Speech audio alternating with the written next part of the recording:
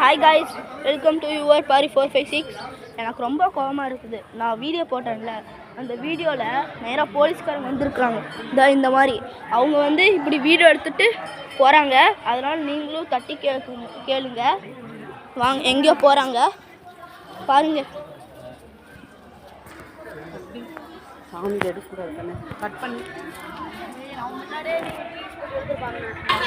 இங்கே பாருங்க, அதுக்காக இவ்வளோ பேர் தட்டி கேட்குறாங்க. பாருங்க, ஒரு போலீஸ் இல்லா நம்ம இலாபாய் வந்துட்டாரு. உன்னோட ஃபோன் எடுத்துட்டு வாடா, நான் சொல்கிறத செய்யடா. இல்லை காய்ஸ், என்னோட யூடியூப் சேனலில் இதுலேருந்து பார்க்கலாம்.